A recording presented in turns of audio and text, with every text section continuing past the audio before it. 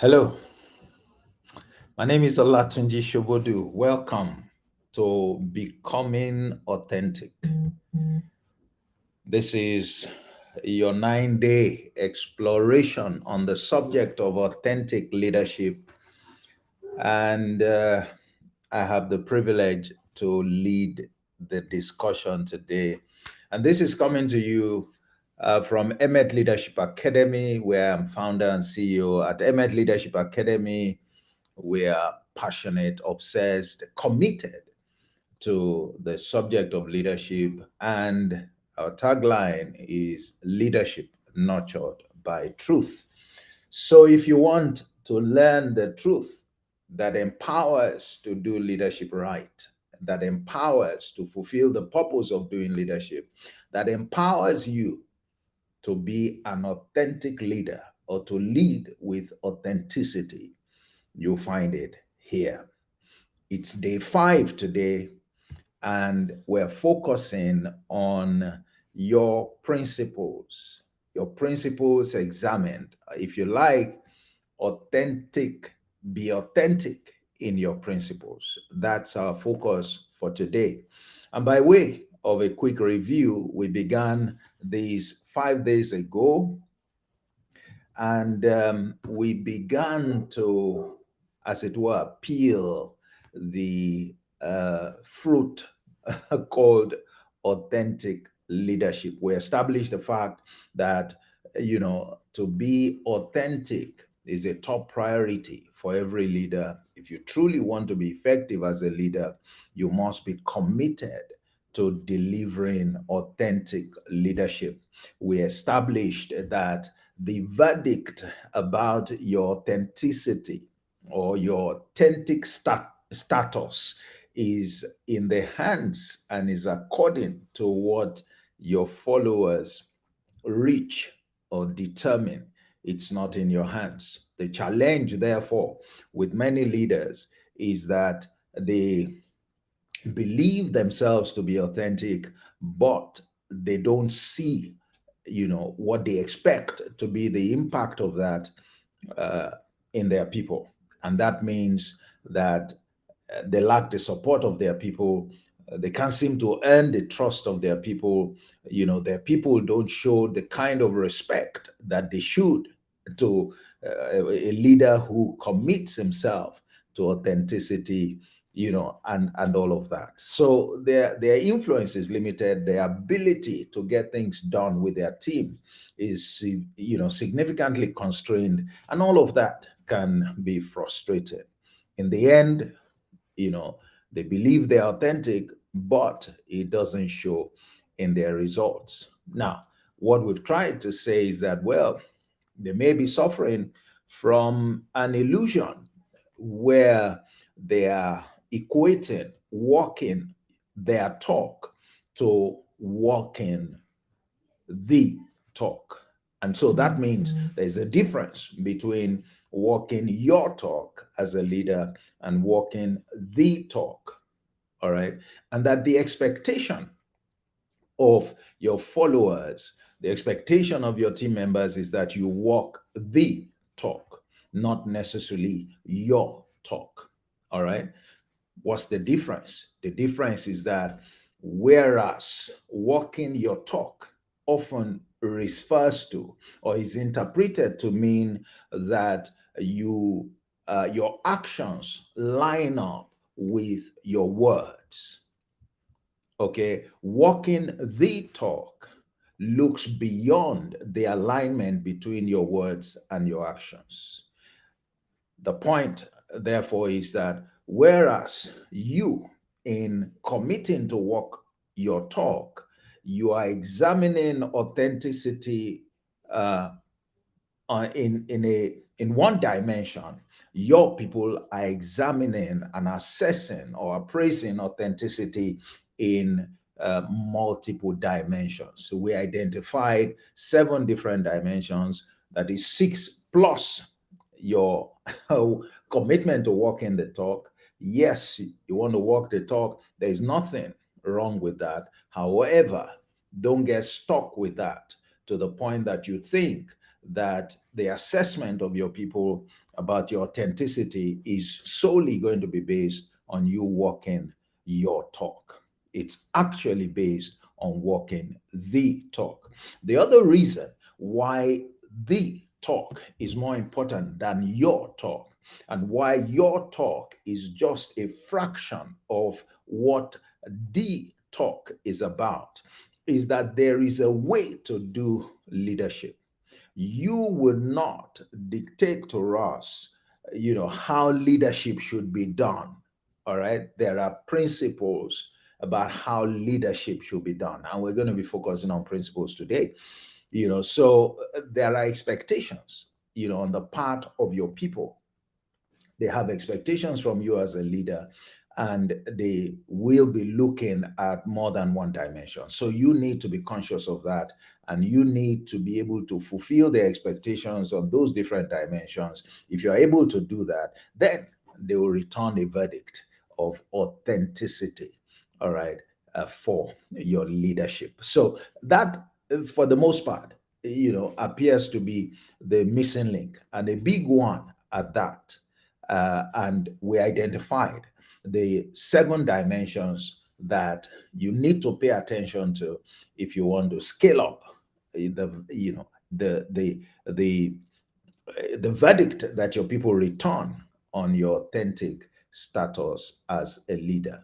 The first, which we discussed 3 days ago, or 4 days ago actually, was you need to be authentic in your identity, or if you like personality, or if you like character. We use those words interchangeably. The second is that you need to be authentic in your purpose. That, the purpose of life is different from the purpose of leadership. And the purpose of your leadership must be, you must respect it, and you must show commitment to it. Okay. And there is also authenticity in your skills. To what extent do you engage your skills in delivering your mandate as a leader? You can check out the videos of the previous days um, in my YouTube channel, and you can update yourself accordingly. Today, we're going to be focusing on the being authentic in your principles. It's another dimension, is the fourth dimension that we're going to be examining out of the 7. And you should come along with me. Let's look at what it's all about. And I believe that at the end, you would agree that it's an important aspect, and it is true that your people should look at it. It's important that you are also mindful of it, and that you leverage it in delivering your mandate, as a leader. Our custom has been that we walk through some slides, as a guide.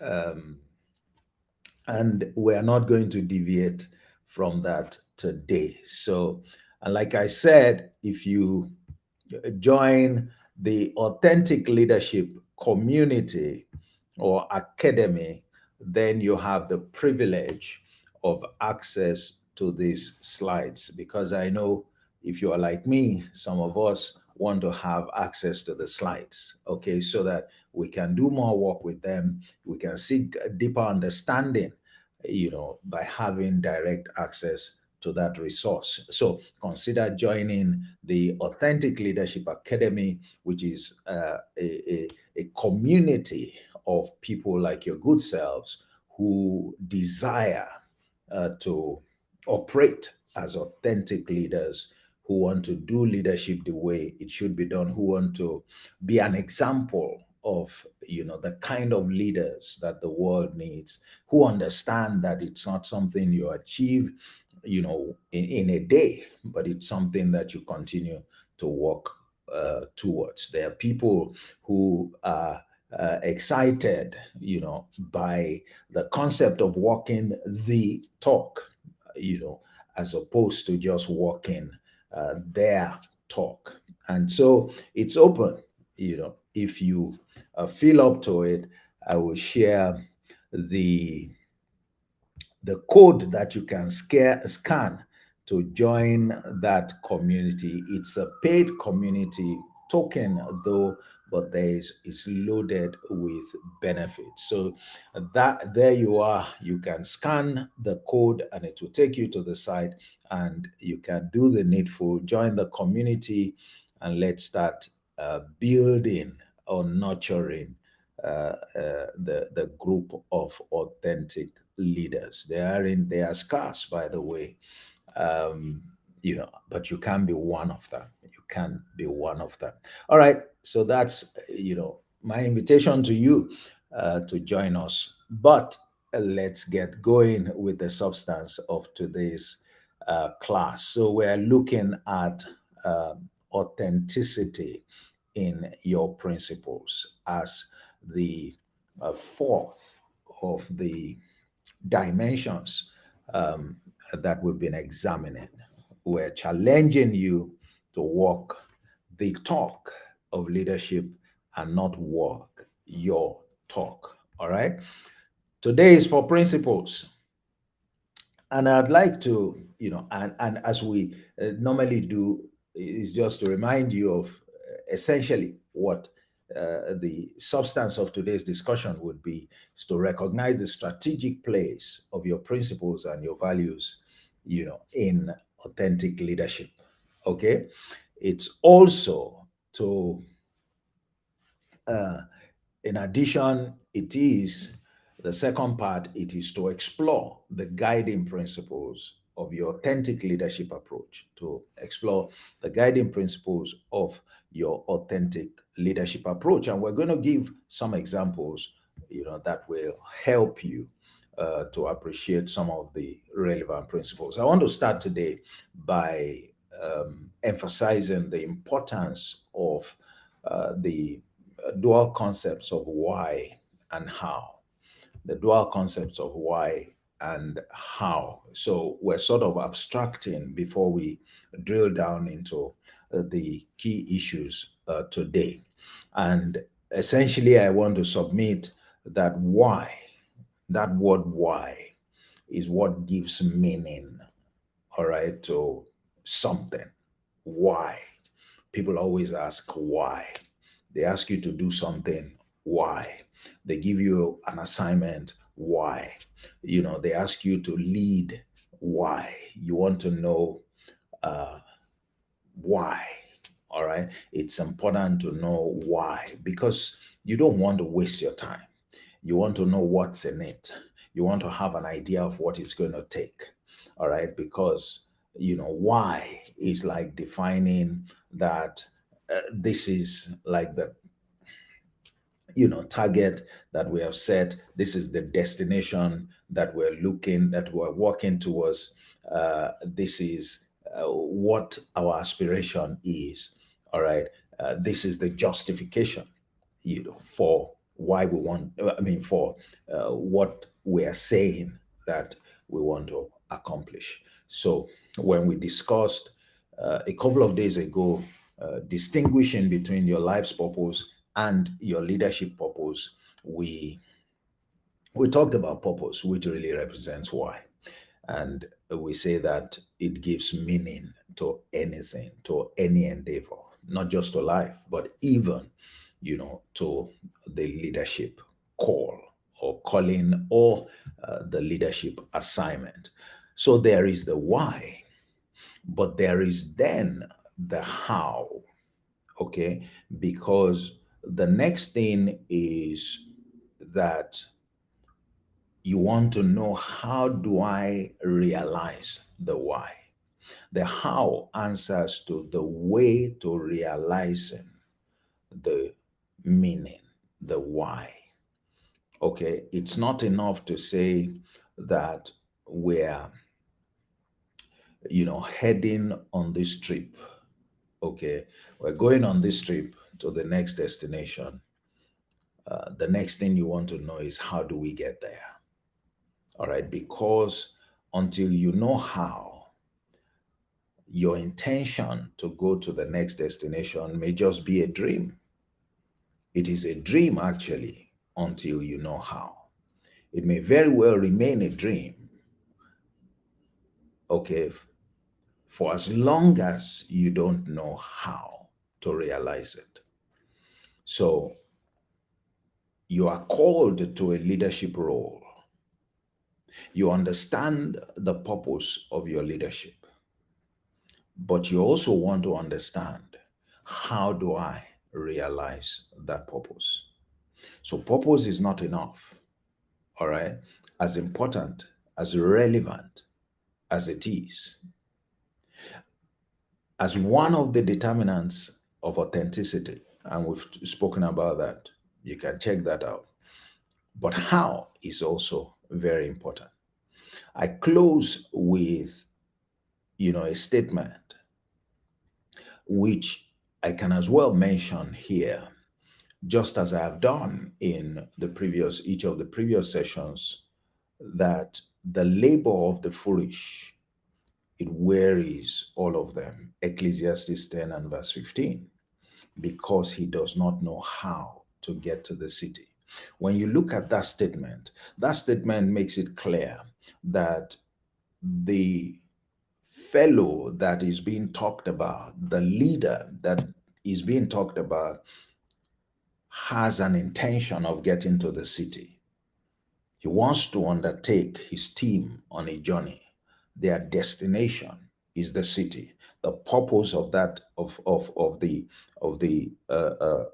of the journey is to take them to the city. All right. The purpose of this leadership is to get them to that place. Okay. But there is the question of how. In that statement, it tells you how frustrating it can be, how your inability to figure out how can fetch you a tag that you don't want. Because in that case, it said, the labor of the foolish. So that leader is already tagged foolish.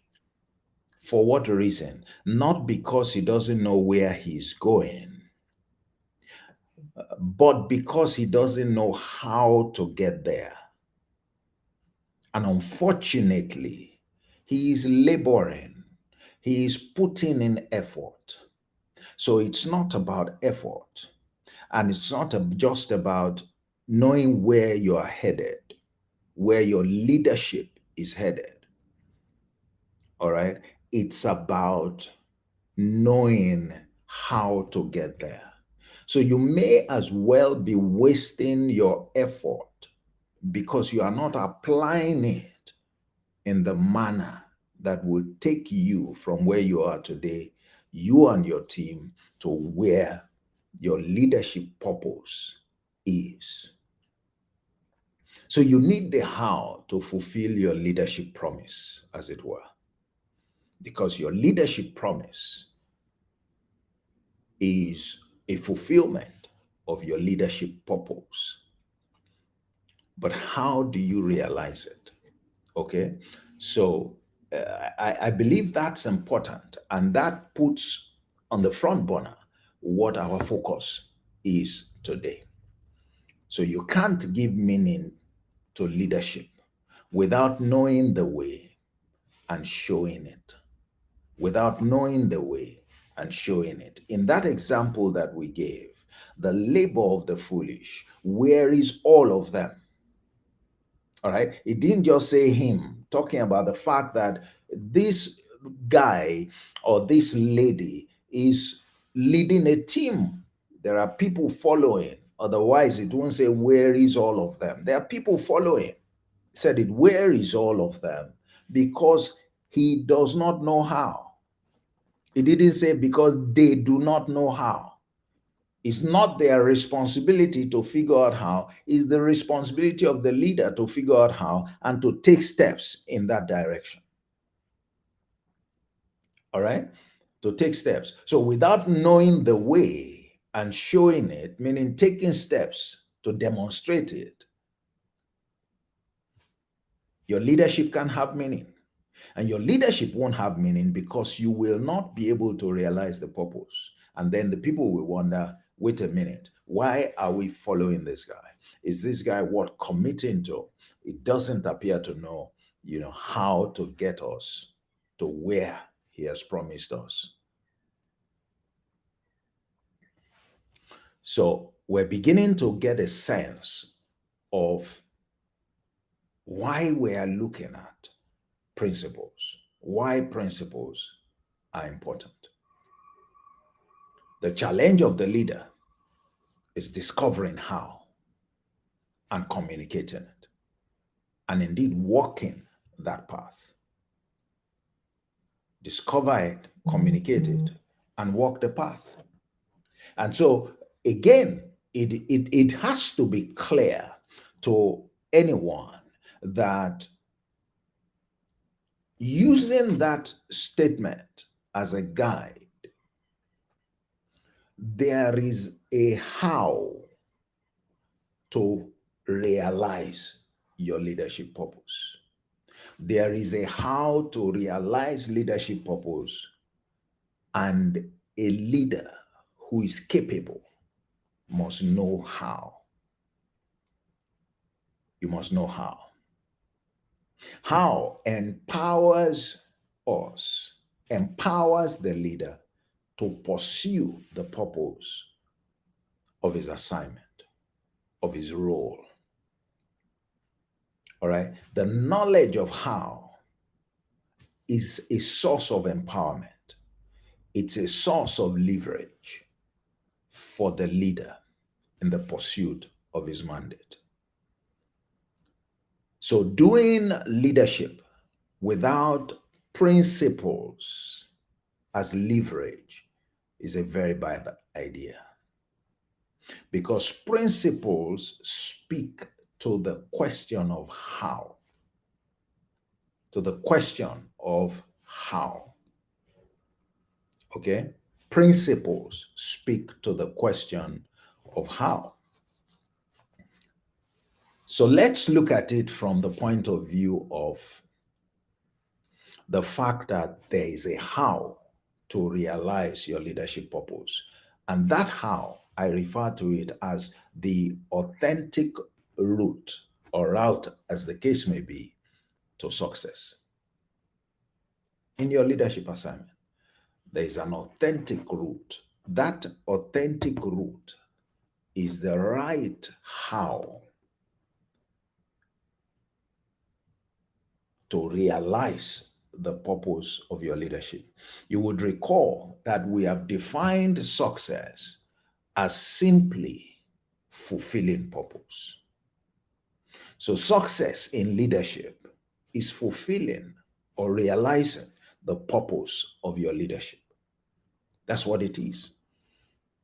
No need to complicate matters. That's what it is right there. But you must know how to get there. Because when you have succeeded to get there, you are successful. All right? But there is a route to take. There's a route to take.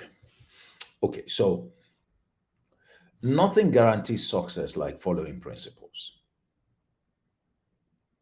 Absolutely nothing guarantees success like following principles. Nothing makes the path to success easier like following principles. Again, let me use that. It said, the labor of the foolish wearies all of them. Wearies, they are worn out by their efforts because they don't know the route to where they are supposed to go. They know where they're supposed to go. The leader knew where he had promised to take the team. The team was okay with where he had promised he would take them. They understood that that's the place that a leader should take his people. So, if you like, in that regard, he's authentic because his purpose is in alignment with the purpose of leadership. But then there's the how. There's the how. Because until he takes them, to that place of purpose, his authenticity will still be in doubt to some extent. That, okay, yes, he knows where he should be taking us, but he doesn't know how to get there. How authentic can a leader be? How can we vouch for such a leader as being an authentic leader? This is how it was. This is why the dimension for assessing authenticity is not one. It's not one. Okay? So, nothing guarantees success like principles. Nothing makes success easier like principles. Without operating according to principles, you will weary yourself. You will wear out yourself. You will burn out because you don't know how.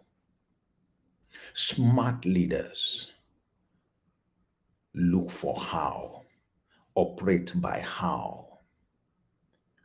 anchoring their leadership conduct to a clear set of principles. All right, systems and processes, typically riding on principles, they rule the world's outcome. In economics, we refer to it as input and output. There's the input output process. All right, and there is something that must happen in between.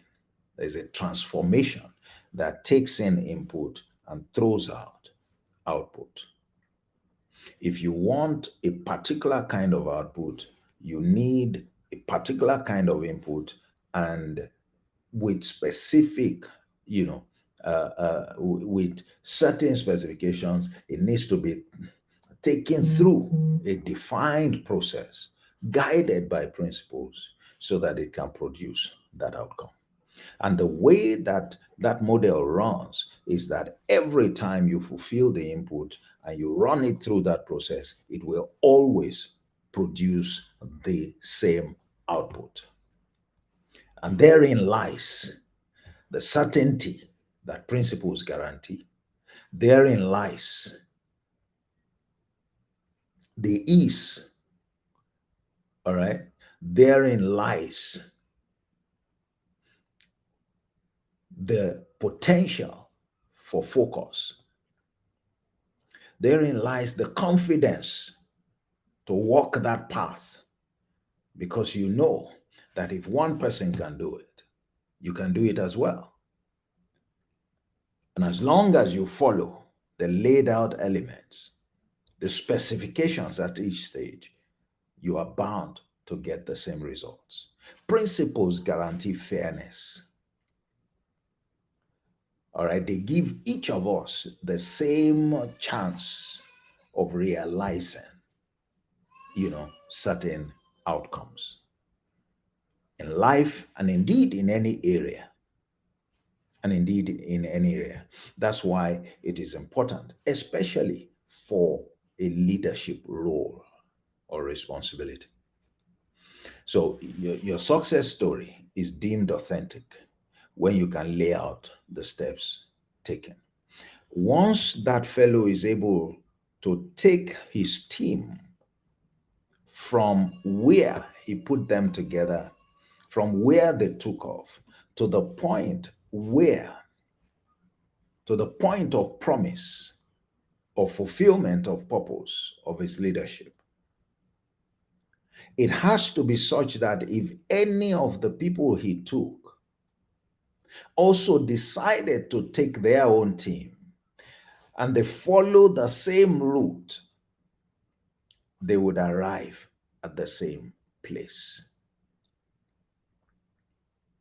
Once the people know the steps you have taken, the principles that took you from point A with them to point B, they are assured, just as they want to be, that if they do the same thing, they will get the same result. And if you also do the same thing, you will get the same result. Apparently, it must be something that you know, and it must be something you have been doing. It must be something that you do each time you want to get a particular kind of results. Okay, so that's what we're looking at. And of course, when the steps can produce the same success for others, the beauty of walking by principles. The the key word is replication. Is replication.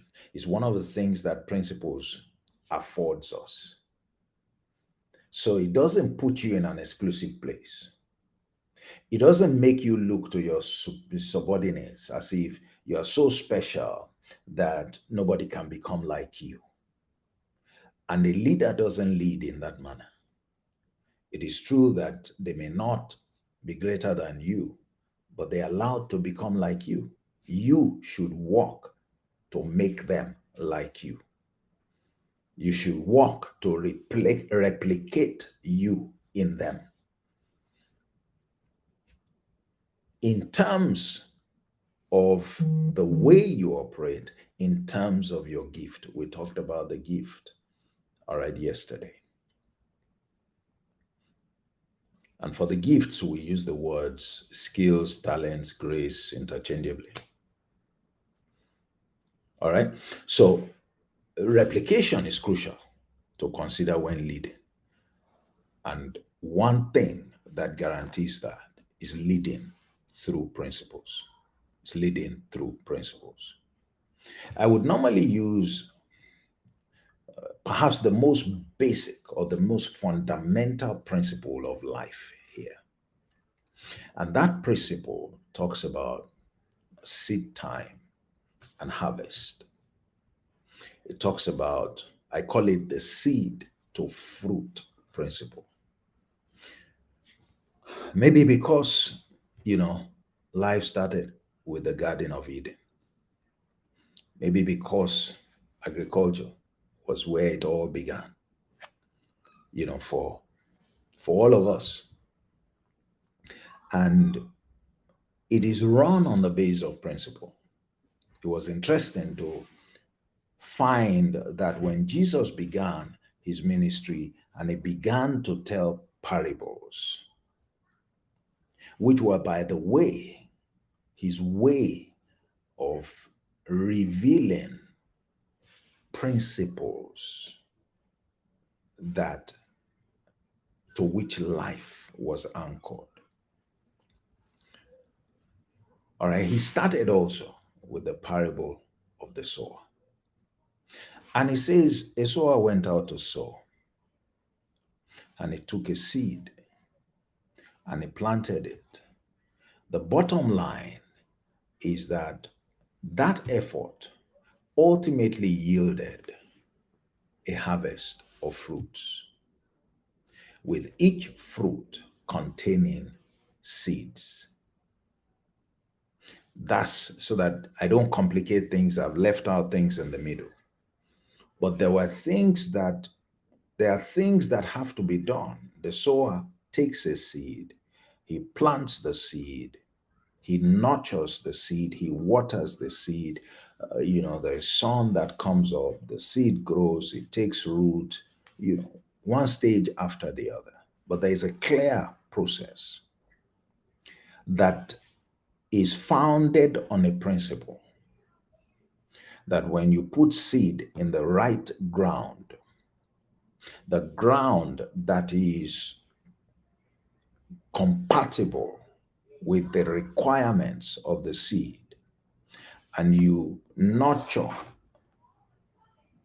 that crop, the imagined crop, as it should, over time, it will produce for you a predetermined output. Because if you are planting orange seeds, you are expecting and you can only realize oranges. And those oranges, they are not seedless. They must have seed. in themselves. So that's a principle. Now, why is it a principle? Because it explains how a seed translates, transforms into fruit, and indeed how a seed can be used to replicate itself in many, many more ways. Why is it a principle? Because the entire process is such that if you follow it and I follow it, we will get the same results. What will vary in our results would be the quality of our commitment to the process. Because, for example, if I plant on a more compatible soil, in a more compatible soil than you, then my chances of realizing a better harvest will be increased. If I give water as and when I'm supposed to, and I give it in the right quantities, and I do that better than you do, the chances are that you may still realize a harvest, but I most certainly will realize a bigger harvest. If I take care of my seed, weeds as and when due, but you allow weeds to overgrow your crop from time to time, or you are late in clearing, it would affect the results that you get. That's why that parable, when Jesus told it, he said, well, some will realize 30-fold, some will realize 60-fold, and some will realize 100-fold. But the fact remains that all of us, to the extent that we understand the principles and we commit, all right, to the rules that it dictates, if we plant the same kind of seed, we will reap the same kind of harvest of fruits. The quality of the fruit, the quantity of the fruit may differ, but what is sure is that that's the process. It is riding on a principle, and that principle has no respect for anyone. It only has respect for compliance. It only has respect for compliance. The beauty of it is that every time we commit to it, it works.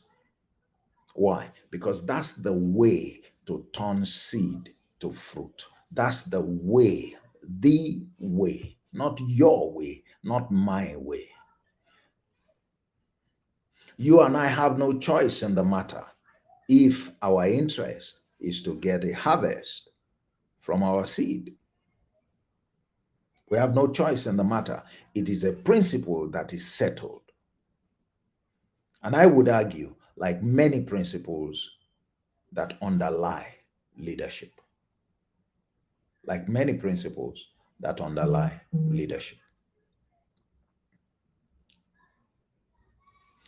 So, in that case, the authentic route from seed to harvest is clear, is following the principle, is following the principle, is following the principle. So the question is, what is or are the principles that help you to deliver your leadership purpose? What are they? What are the principles that you would operate by as a leader? Because imagine that the seed to fruit process is not based on any clear principles. Then I'll be free to do anything I want. In my quest to realize a harvest, you'll be free to do anything you want. Now, just imagine, at best, we'll be flying blind or trying to rely on experience. Why? Because we're not following any laid down procedure. How frustrating can that be if you're a leader, if people are looking up to you, and every time you want to embark on a task, it's going to be trial and error? Wow. How frustrating will that be for each person to figure out how to deliver on his or her leadership purpose when they are given a leadership responsibility? Must be very frustrating. Must be very frustrating. Okay, so we have used this seed to food process to a principle to illustrate. And by the way, almost everything in life works on the base of that principle. It's a cornerstone principle of life. That's why we're told, as long as the earth remains, seed time and harvest shall never cease. That is an enduring principle. The world runs on that principle.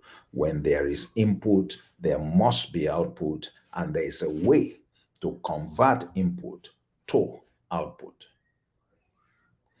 In almost everything, people today talk about transformation. They talk about, don't sell a course, sell transformation. Don't sell a product, sell transformation. What people are looking for is transformation and all of that. Agreed.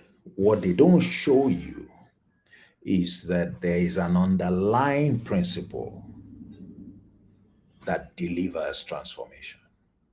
And so if anybody is selling transformation to you, you want to know the underlying principle that is going to teach you, that will guarantee that you can realize such a transformation any time and every time you need it. And that's the kind of challenge that leaders have. The reason that leadership has to be anchored to principles is because, among others, the role itself requires you to act like a seed. The role, in fact, uses you like a seed, treats you like a seed, that you give yourself completely in order for you to replicate yourself in others, in the people that you are leading. So, one of the purposes of leadership is replication. With principles, you can replicate your success anytime. And not only you, so can others. So can others. And so, if there is a process to follow as a leader to make leaders of others, then it's a process that others can learn to make leaders of people you don't know, that they are appointed to serve anytime in the future.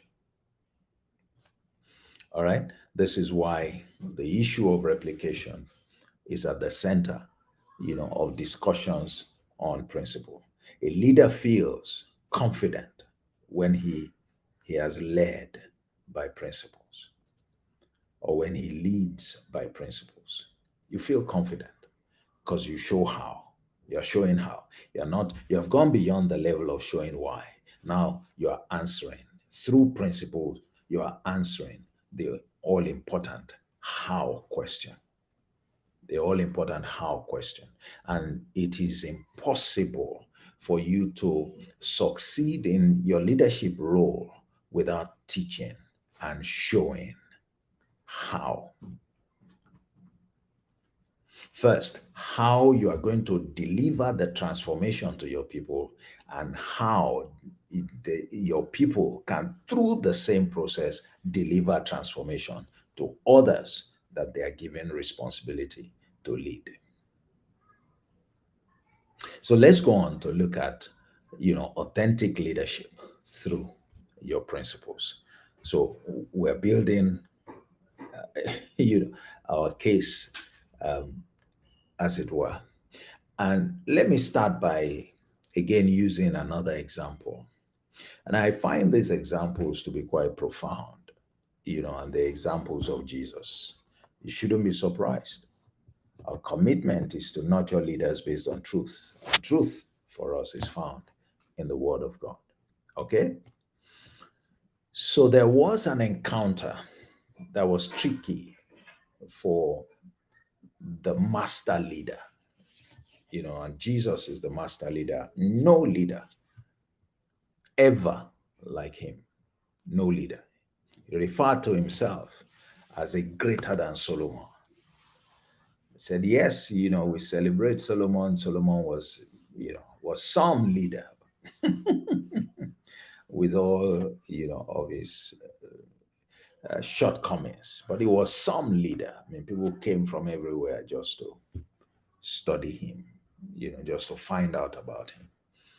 But he, Jesus, announced himself. He said, a greater than Solomon is here. A greater than Solomon is here. So Solomon should be secondary. And that's behind one of my programs. And you may be interested. If you are, just send me an email. I call it the Greater Than Solomon Mastermind. The Greater Than Solomon Mastermind. Okay? So he said the Greater Than Solomon is here. That's how I introduced them. But before that, he had gone through a test.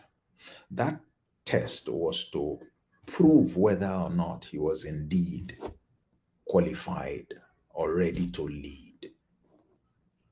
And that test showed so many sides of him. We're told that, Satan came and decided to tempt him. And there was 3 stages to that test. So the first one, he said, look, he said, I know you're hungry. You just came out of a 40 days, 40 nights fast. So he hadn't eaten for 40 days. And we're told he was hungry. He was probably very weak as well. So he was very vulnerable. I mean, what a time to put somebody to test. All right. It's a time of undue advantage, you would imagine, for the one who is testing him. But therein lies an opportunity to show forth his own strength and the source of his strength. Very important, the source of his strength. And that's what I want to draw your attention to here. And so he told him the first thing, he said, look, you're hungry, why not turn the stones to bread so that you can eat? After all, you have the power. And in response, Jesus said to him, said, it is written, man shall not live by bread alone, but by every word that proceeds out of the mouth of God. It is where I'm coming to is, it is written. The second time he said, okay, it took him, to a pinnacle. He said, look, why not jump down? After all, the provision has been made for angels to pick you, to bear you up in their wings so that nothing happens to you. If you jump, nothing is going to happen. And he responded once again. He said, well, it is written that you must not tempt the Lord your God. It is written.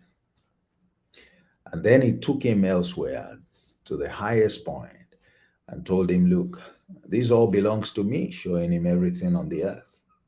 And he said, all you need to do is just bow down to me and I will turn all of them over to you. And then he responded again. He said, it is written that you would not worship any other God except your Father in heaven. Now, it must strike you that his response and his defense, his escape route every time he was faced with the challenge was to resort to what? What was written. What was written. And the truth about what was written is this, is that he was referring to principles by which he operated. My response to you is according to this principle. My response to you on that is according to this principle. My response to you on that is according to this principle. These principles are written. The fact that they are written means that I'm not the only one with access to them. You also can access them. So I'm not talking about things that nobody else knows. I'm talking about things that everyone knows. And it's true because everyone knows that statement in scripture that man shall not live by bread alone, but by every word that proceeds out of the mouth of God. So it was quoting what you and I knew. It is true when the devil told him that, look, jump, he will give his angels charge over you. Yes, it's written, it's captured in the Psalms. Psalm 90, Psalm 91 is captured there. But he then also told him, I understand what is written more than you. But he now quoted one of the Ten Commandments, thou shalt not tempt the Lord your God. So each time his defense, his rescue was to show that I am not living my life, I am not conducting my assignment carelessly, arbitrarily, based on trial and error. My conduct is anchored to a clear set of principles. I am not shy to expose them. It's my joy to expose them. They benefit me. They will benefit you. That's what a leader does. That's what qualifies you to lead. Because you don't come to your leadership assignment with a trial and error disposition. That's why we say there is a way to do leadership right. You don't decide it. There are things that are written. Jesus wasn't quoting what he decided. He was quoting the things that were written. He was operating by the statements that his father has made. He was operating by principles that has been set in place before he came on the earth. So there isn't anything, that's why it says there is nothing new under the sun. There isn't anything you're going to bring to your leadership assignment really that is new. And the principles by which you need to operate in order to succeed as a leader, they are not new. It reminds me of a class, I call it the class of 12, the class of truth, where I basically invite executives to come with me to explore 12 brutal but fundamental truths about leadership. The idea is to show what your leadership must be anchored to at the very minimum for it to have meaning, for you to be able to deliver your leadership purpose and promise. And it's the safest way to run. It's the safest way for any leader to run. Because when you are committed to written principles, to known principles, the ways, and the rules for getting certain things done, they keep you consistent in your approach, especially your leadership approach. They keep you consistent. Because what have we said about principles? Consistency. You have a seed, you want to realize a harvest, you follow the same process. You don't change the process. There's no provision for you to vary the terms of that process. All you are required to do is to comply with the demands of the process. And when you play that part, the process rewards you with its promise. Because every principle involves, makes a demand of you, and promises you a reward, an output. That's why we talked about input and output. So you must understand your own responsibility. I believe this example is so profound. It applies to virtually everything. And certainly it applies to our leadership responsibility. I mean, if you need to take a look at that encounter, go and take a look at it again. It is written. It is written. It wasn't the time for prayer, like I even said. He faced very significant challenges that would have swept others off their feet and humiliated them. And of course, disqualified them from a leadership role.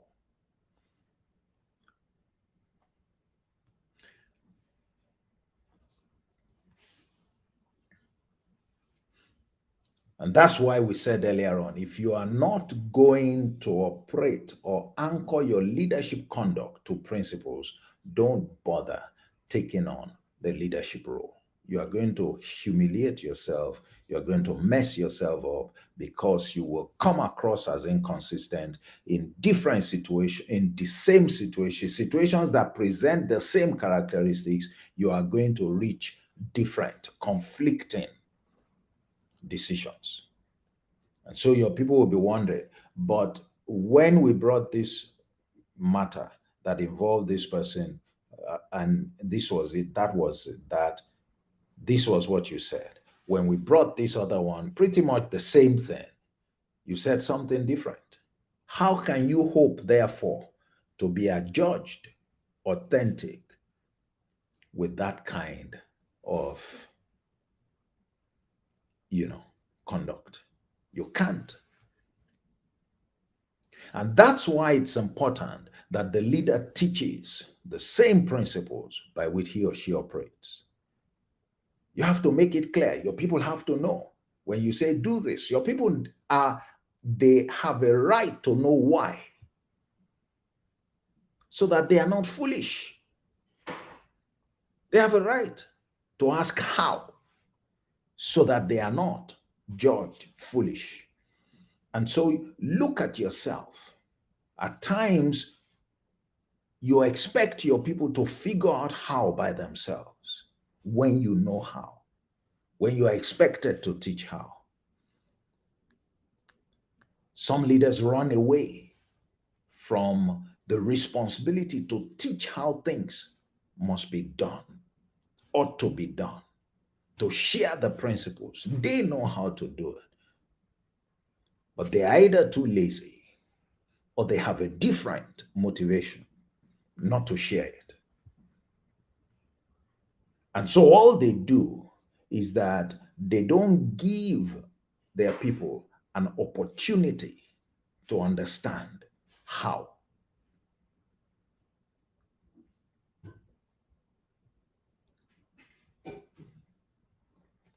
And all that that does is that it undermines their authentic status. Principles earn you trust. Isn't that what we all complain about? Isn't that what we say we don't have, we can't get, we can't earn? But they earn you trust. How? Because they assure consistency in your approach to dealing with issues. Because they help you to put the atmosphere, the right atmosphere in place fairness within your team.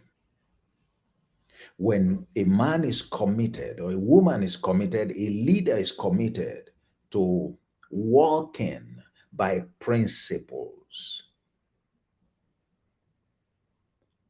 he or she leaves no room for arbitrariness. He or she leaves no room for favoritism. He or she leaves no room for partiality. And when such is in place, he or she becomes predictable.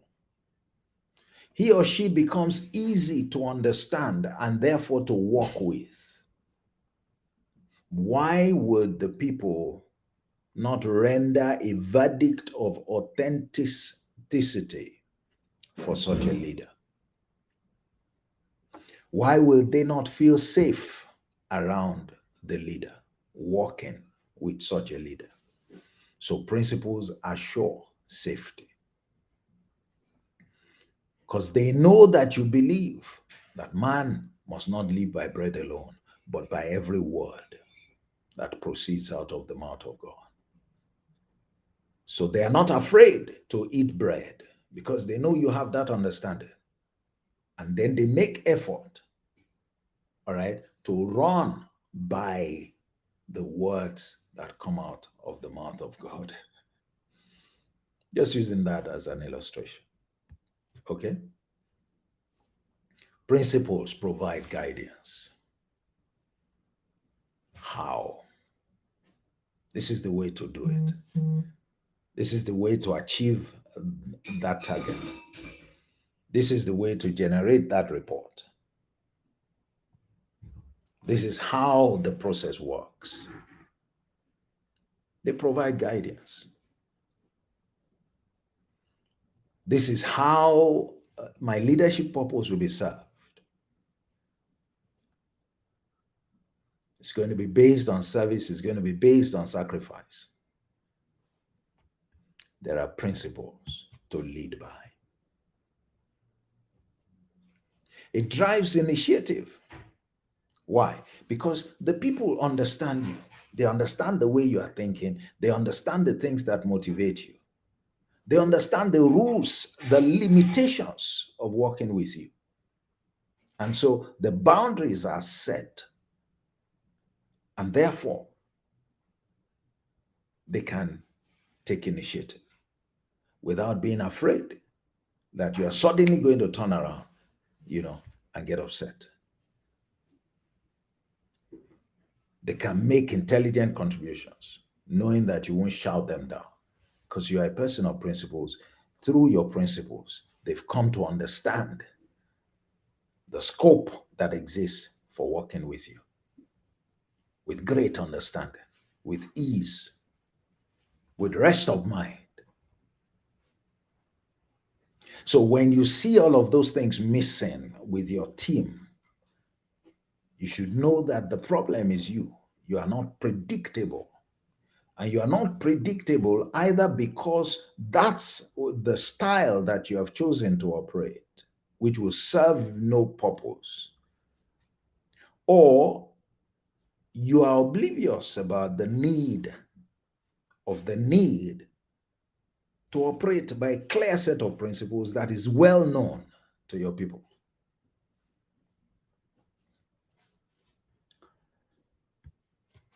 And leaders want followers who can take initiative.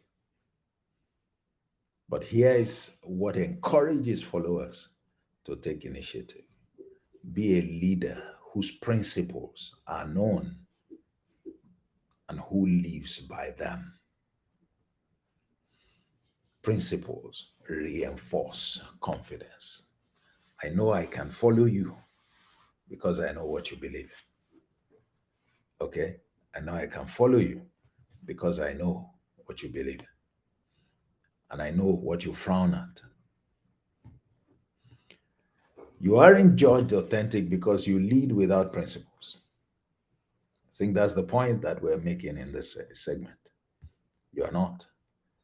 So you need to take a look at it. Don't take on a leadership role if you won't lead with principles.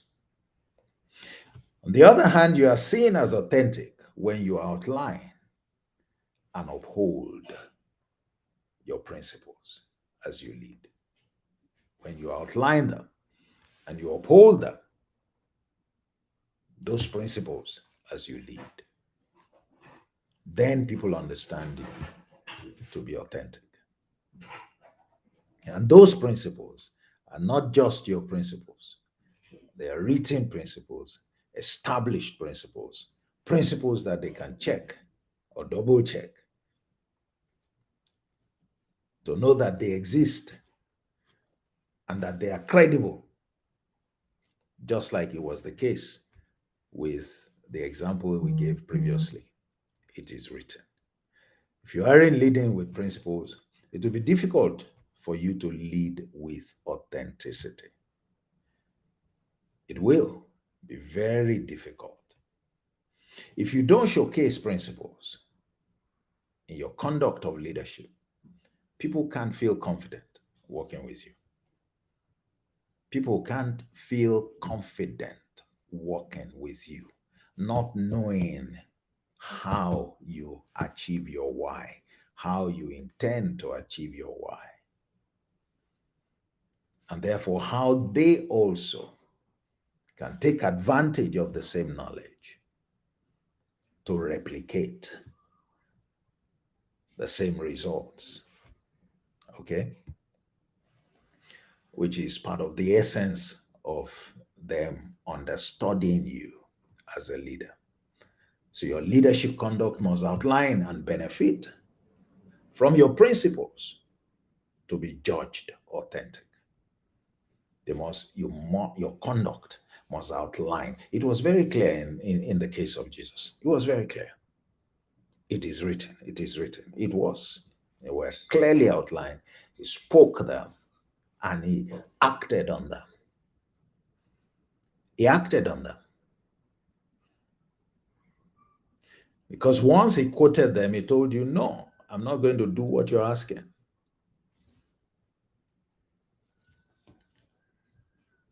Because this is what I believe in. So you better try something else.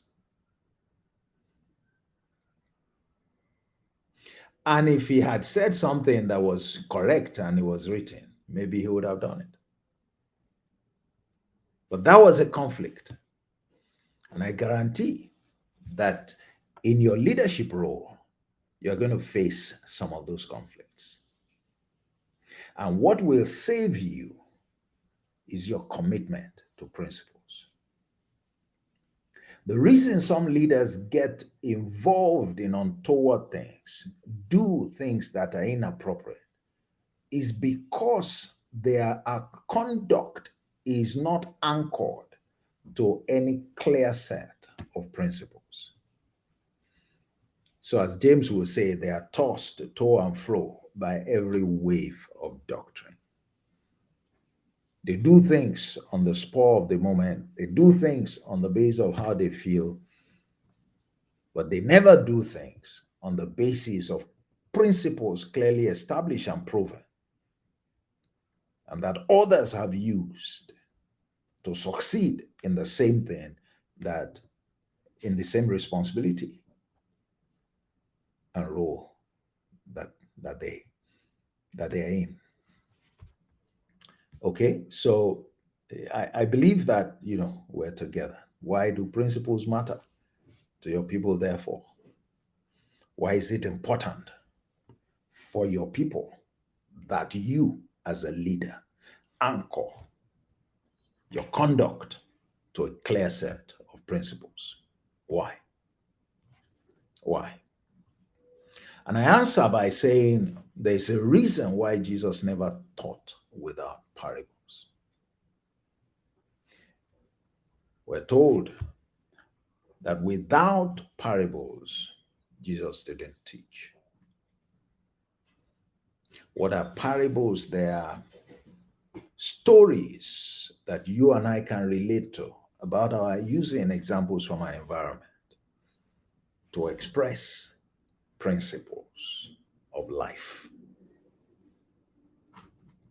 Contained in parables are principles. But for ease of understanding, so that we can relate to it, so that we can, embrace it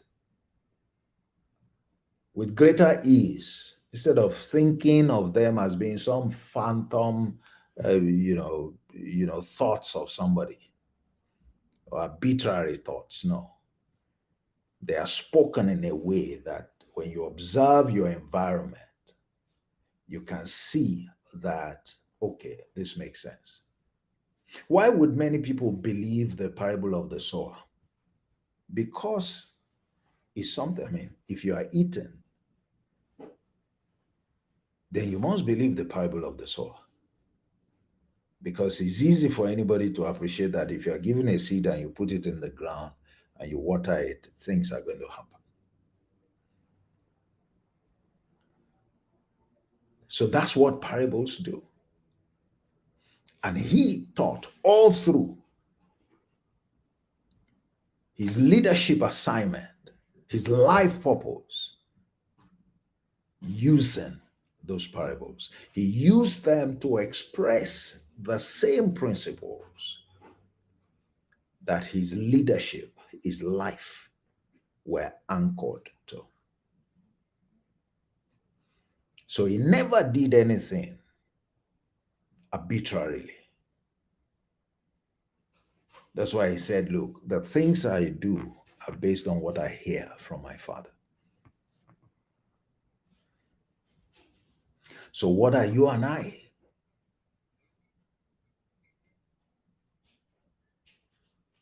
doing leadership by? What is our leadership conduct anchored to?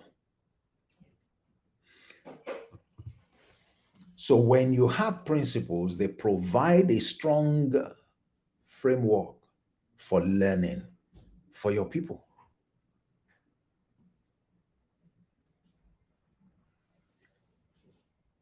And learning is at the core of leadership. The leader is teaching and the followers are learning. The leader, of course, is learning also from the same experience. So when you have the principles and you operate by them, it creates a strong, solid, and dependable framework within which your people can learn. Within which your people can learn. All right? Now, that's one of the reasons. It empowers your people, just like it empowers you. In the example that we gave, Jesus was able to rise above the evil, the stumbling blocks, the resistance that was put before him. Why? Because he drew on the power of principles. You ought to be operating like that as a leader and to train your people to operate like that, because it's a major source of empowerment for them, just as it is for you. It's one of the things you need to replicate in their lives, to replicate that empowerment, not just that tradition, but for the purpose of empowering them. And empowering them in different ways. Empowering them in different ways. You see, one of the things that you would find in that example also is like the devil wanted for Jesus to prove his identity. Because every time he would say to him, before putting the stumbling block before him, he said, if truly you are the Son of God, then do this. So it was like the identity was a problem. And so you can look at it this way. You are going to be tested and tried and challenged. If truly you are a leader, then do this, and it will be a trap. But you prove that you're a true leader because you hold on to principles as your anchor to avoid those kind of traps. If truly you're a leader, you will face that situation. You will face that situation because there are people, there are situations that want to humiliate you and humiliate and render your work and your efforts uh, meaningless. Okay, so it's a source of empowerment. It provides a clear pathway for your people to become like you, a leader like you. It provides a clear pathway because if you do it and they see the benefit and they understand why it's being done, then can commit to it, knowing all the properties that we have mentioned, that it will work for them as well. That what you are teaching, the parables that you are, opening them up to, has no respect for you. It has respect only for as many people as we comply with their demands. It's a strong feature of principles, and it's why I love them. It's a compelling reason why it's important to commit to them. They save you a lot of headache, they save you embarrassments, they put you in a position to win. Almost effortless. Almost effortless. And that's the power of knowledge when it comes to leadership. Your knowledge of the truth, your knowledge of principles. That's all that this leader used to avert these three treacherous situations. It looked almost effortless, but therein lies the power of anchoring your conduct to a clear set of principles. So it provides a clear pathway for people that you are leading and shows them that they can become like you just by committing themselves to the same sets of principles. You are not leading arbitrary, you don't look like a magician, because that can be a difficult thing to copy. But you are leading with precision, with clarity, with conviction, with something that anybody can check.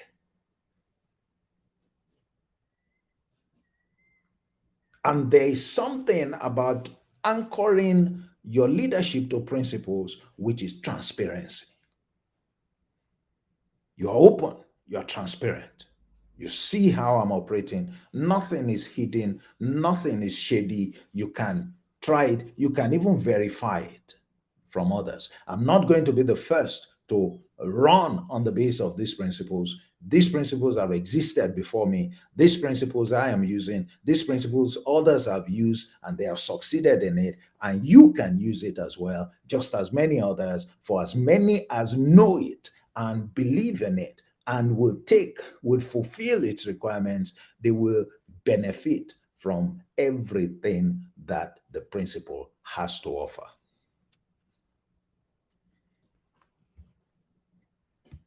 You see why it's important for your people to know. So I said here, like Jesus, who taught with parables, the leader shows the way to competence by what? His principles. Shows the way to competence by his principles, the principles that he clearly commits to. And so we can conclude the power of authentic principles, the power of authentic principles.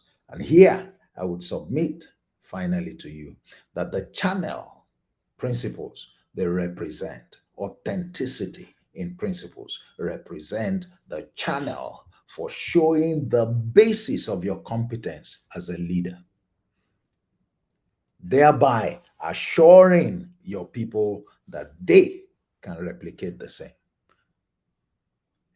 I mean, there is no way that, you Jesus' people would have seen him commit to that it is written, the principles, and frustrate the attempts to stop him on three different occasions and not be impressed and not be convinced that, oh, this is the way to go, this is what to do.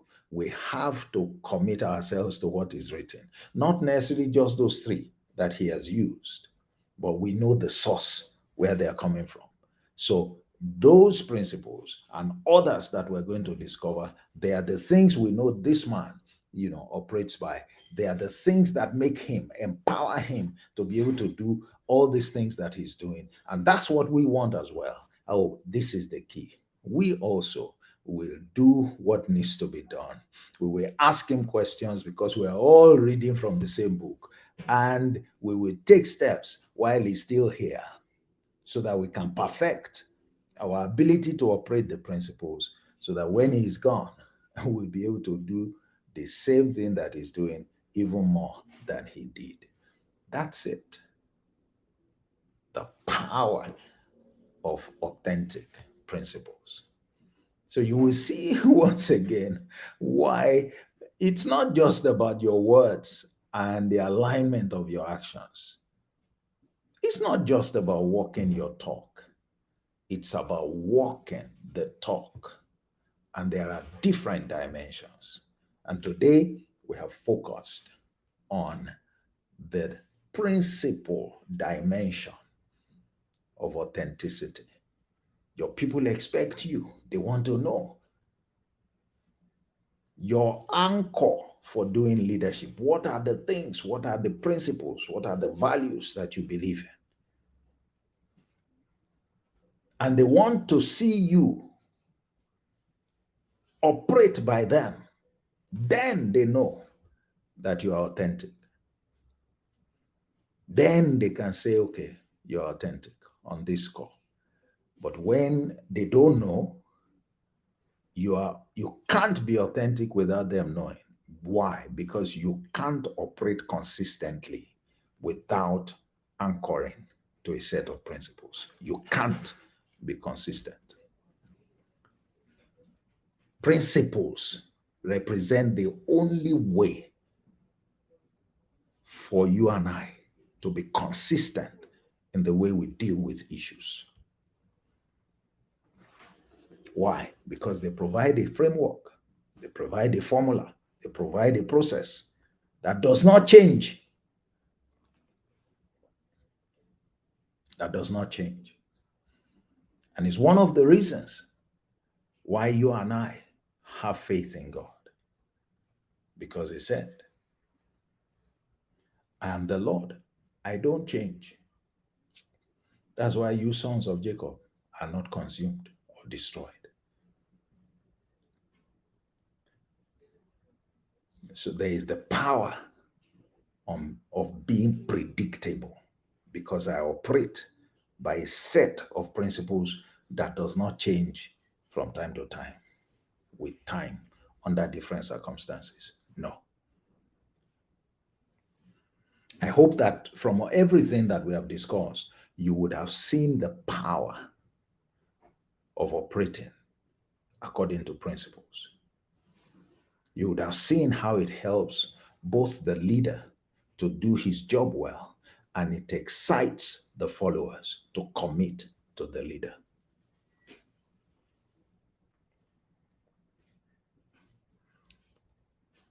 And that's what a true leader should do. There is no point shielding your people from knowing your principles. Your principles are not proprietary to you. You didn't come up with them. You learned them from somewhere. People have been using them before. So share them with your people. It's not what is going to make them respect you, in quotes, all right, or disrespect you, because you may think, okay, so if they know my formula or the secret of my, you need to expose the secrets of how you are doing leadership and why it is working for you. That's how they're going to benefit from you. And your pride should be that they're able to pick the things from you, to put them to practice, and to make greater impact than you. That's the pride of a leader. It's not in holding back, it's not in shielding, it's not in wanting to make yourself relevant or feel respected. No, it is in sharing, it is in giving.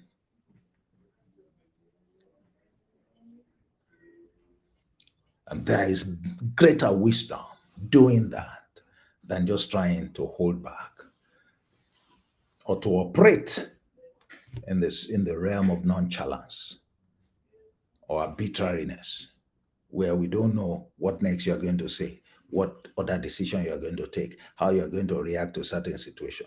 That's not how leadership is done.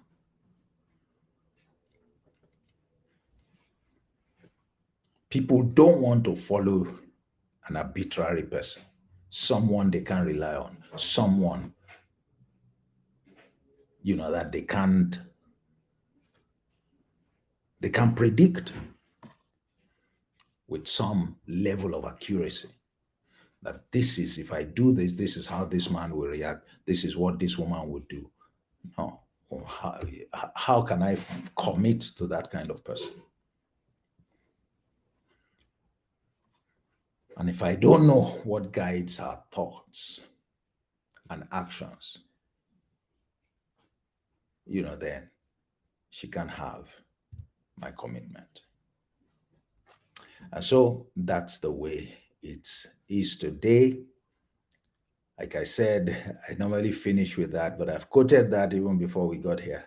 And I think it's been very useful expressing the substance, of the point that we're making today. The labor of fools, where is them? See, it says them, for they do not know how to go to the city. They do not know how to go to the city. So, a leader will struggle without authenticity. A leader will struggle without authenticity.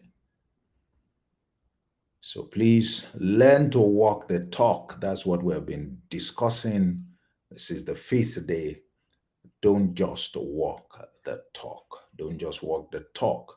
So we have dealt with, out of the 7 ways or the 7 dimensions, to stay authentic. We have dealt with your identity, being authentic in your identity, being authentic in your purpose, being authentic in your skills and talents, and being authentic in your principles. Tomorrow, we will be looking at being authentic in your words, and day after in your authority, and day after in the right results. So I hope you join me. Also, and I say this at the end of every session. It's so important. I just can't overemphasize it. Being authentic is leverage at its highest. In order for you to be effective, to be successful as a leader, to be a great leader, you need leverage. Someone says, to be successful in anything in life, you need leverage.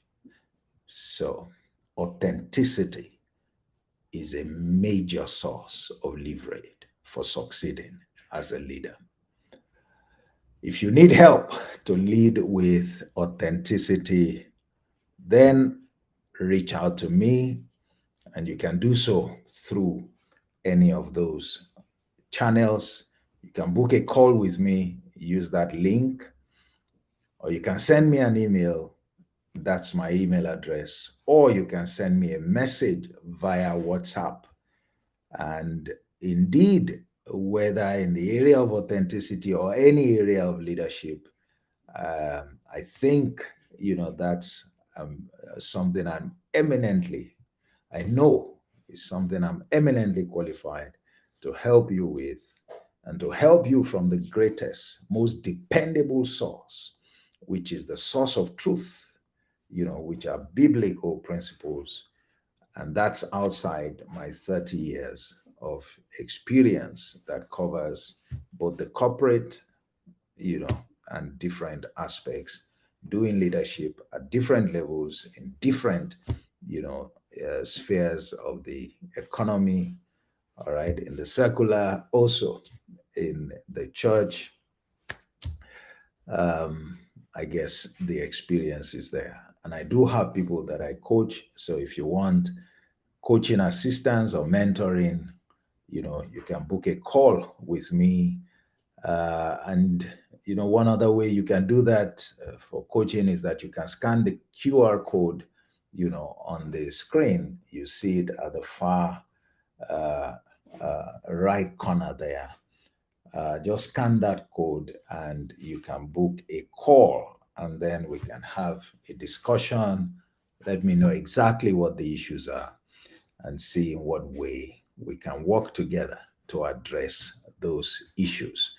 All right, as I conclude, I also want to invite you to join the Authentic Leadership Academy. I call it the Authentic Leadership Academy. I spoke about it briefly, at some point when I started. It's a paid, is that community you join by paid subscription. We're going to be meeting regularly, and I'm going to be sharing, okay? And we're going to be helping each other as well. You would have the opportunity of networking with other leaders. You would have the opportunity of bringing your issues forward where you need specific assistance or counsel, as the case may be. And we're going to be having programs. We would invite guests, to speak to us, from time to time. We would have, an authentic leadership summit once a year, and all of those kinds of programs are packed in it. And as it were, for a token, on monthly basis, you can be a part of that. And that will help you, a sure way to develop your competence to lead and to emerge an authentic leader, an authentic in every sense of the word. Authentic in every sense of the word. The world is in dire need of authentic leaders, and you can be one of them. I want to be one of them, and this community will work to produce many of them for the sake of society. Okay, for the sake of the ones who are upcoming, we owe that responsibility. So I want to encourage you to consider joining. If you're comfortable paying, subscribing in Naira, do so. Scan that QR code. If you are comfortable, in some other currencies, scan that QR code as well. Either one, please go ahead. I look forward to welcoming you into that community of authentic leaders who continue, to work consciously, deliberately to improve themselves, all right, so that they can add value to the lives of those that are put in their care, and to add value to their larger society, or corporation or company or business, as a result. All right, so that's today's session. We normally meet, every day. If you are taking the 9-day program, if you are taking it as a course, which is likely to become after this live series, then of course you get ready to receive uh, the next uh, the next module of the program. And today we've spoken about, being authentic in principles. Tomorrow we're going to be speaking about being authentic in your words. So, that's how we're going to proceed until we wrap it all together. We put it all together and tell the complete story of authenticity uh, in leadership on the ninth day. That's 4 days away. Tomorrow will be day 6, and we'll be focusing on communication, on your words, the power of the words of the leader. All right. Once again, it's been a pleasure. And I'd like to thank you for staying with me once again today, and look forward to seeing you continuing on this exploratory journey tomorrow. I encourage you, as always, please give us a feedback. Express yourself in the comment area, and also share this with a friend. Okay? You'll find all the other videos on my YouTube channel. It's Olatunji. The handle is Olatunji Shobodu. And you'll find many, many more videos that will be a blessing to you. Okay, see you again. God bless you. Bye bye.